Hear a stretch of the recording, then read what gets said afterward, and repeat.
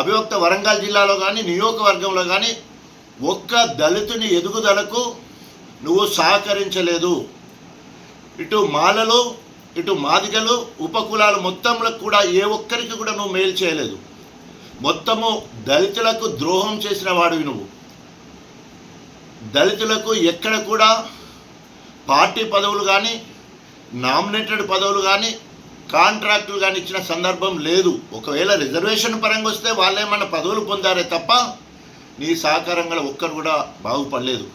ఈరోజు దళిత బంధు గురించి మాట్లాడుతున్నావు. సిగ్గు శరమున్న దానికి ఏమన్నా గణపురం నియోజకవర్గంలో దళితుల పాలిట రాక్షసు లెక్క, రాబంధు లెక్క దళితులను ఊత కోసపెట్టి అక్రమ కేసులు పెట్టించి దళితులను ఎన్కౌంటర్ చేసిన చరిత్ర నీది, హీనమైన చరిత్ర నీది.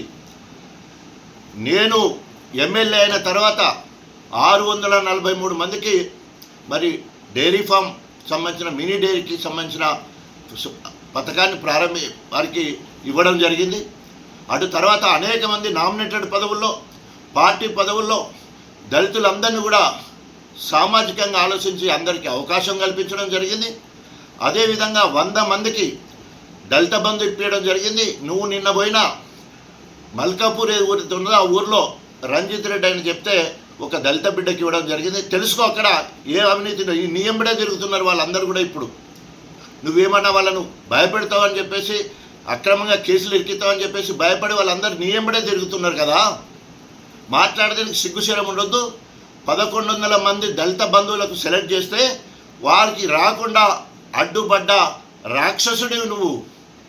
దళితులందరూ కూడా ఎదిరి చూస్తూ ఉన్నారు నీ మీద ఎట్లా కక్ష తీర్చుకోవాలని చెప్పేసి. ఇంకొకసారి దళితుల గురించి మాట్లాడే హక్కు నీకు లేదు. ఎందుకంటే అటు మాలలది, ఇటు మాదిగలది, ఉపకులాది మొత్తం కూడా 30 సంవత్సరముల నుండి నువ్వే అనుభవించినవు. నీ తర్వాత ఇవాళ నీ బిడ్డకు వారసత్వాన్ని అంటగట్టినవు. అంతేగాని దళితులకు ఎక్కడ కూడా ఒక్క పని కూడా చేసిన చరిత్ర నీకు లేదు. గణపురంలో నువ్వు చేసిన అభివృద్ధి శూన్యం. ఆ 10 సంవత్సరాలు నువ్వు ఆర్థికంగా ఎదగడానికి, కుబేరుడిగా అవతారం ఎత్తడానికి, విదేశాలలో ఆస్తులు చంపడానికి ఆ 10 ఏళ్ళు వాడుకున్నావు.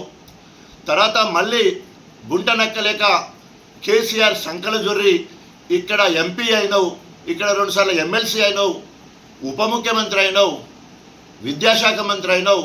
తర్వాత మొన్న ఎమ్మెల్యే టికెట్ ఇచ్చిన తర్వాత నాకు ఎమ్మెల్యే కాదు నా బిడ్డకు ఎంపీ కావాలి, ఎంపీ టికెట్ ఇచ్చిన తర్వాత పార్టీ ఫండ్ తీసుకొని కడుపు నిండా తిన్నింటి వాసాలు లెక్కబెట్టినట్టు నమ్మక ద్రోహం చేసి 100 కోట్లకు రేవంత్ రెడ్డికి అమ్ముడిపోయిన పార్టీకి నమ్మక ద్రోహం చేసిన ఏకైక వ్యక్తి తెలంగాణ మొత్తంలో. నమ్మక ద్రోహి అంటే నమ్మక ద్రోహానికి పరాకాష్ట కడించిన విధంగా ఈరోజు తెలంగాణ ప్రజలందరూ కూడా ఎదురు చూస్తున్నారు. ఇప్పటికైనా సిగ్గు శరమేమని ఉండేది ఉంటే, నువ్వు బీఆర్ఎస్ పార్టీ నుండి ఎమ్మెల్యేగా గెలిచినావు, కేసీఆర్ దగ్గరికి పార్టీ ఫండ్ తెచ్చుకున్నావు, అదేవిధంగా కేటీ రామారావు దగ్గరికి పోయి తెచ్చుకున్నావు, అట్లాగే హరీష్ రావు దగ్గర తీసుకొచ్చుకున్నావు. నేను ఓడిపోతా అని చెప్పేసి కవితక్క దగ్గరికి పోయి కూడా పార్టీ ఫండ్ తెచ్చుకున్నావు. ఈ నలుగురిని ఒక్కరికి తెలియకుండా ఒకరి ద్వారా పార్టీ ఫండ్ తెచ్చుకొని మళ్ళీ వాళ్ళని ఇవ్వాలని నువ్వు మాట్లాడుతున్నావు అంటే ఇంతకంటే నీచమైన, ఇంతకంటే నేను ఎట్లా తిట్టాలో కూడా తెలియట్లేదు. తిన్నింటి వాసాలు లెక్కబెట్టడానికి ఇది పరాకాష్ట. కడియం శ్రీహరి గారు ఇప్పటికైనా నువ్వు ఒకవేళ నైతిక విలువలు, రాజ్యాంగము, ప్రజాస్వామ్య గౌరవం ఉండేది ఉంటే బీఆర్ఎస్ పార్టీ ఇప్పటికీ రాజీనామా చేయలే. బీఆర్ఎస్ పార్టీ సభ్యత్వానికి రాజీనామా చేయి, ఎమ్మెల్యే పదవికి రాజీనామా చేయి. నిజంగానే నువ్వు రేవంత్ రెడ్డి మెప్పు పొందాలంటే, మార్పు కోసం పోయిందంటే నువ్వు ఏం మార్పు చేస్తావో ప్రజలకు చెప్పి మళ్ళీ ఎలక్షన్లకు రా. వెంటనే రాజీనామా చేసి మళ్ళీ ఎలక్షన్కి రా.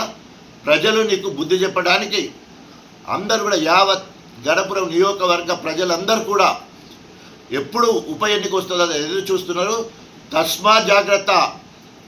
కేటీఆర్, కేసీఆర్, హరీష్ రావు, కవితక్క మీద మాట్లాడితే మంచిగా ఉండదని చెప్పేసి తీవ్రంగా హెచ్చరిస్తున్నారు.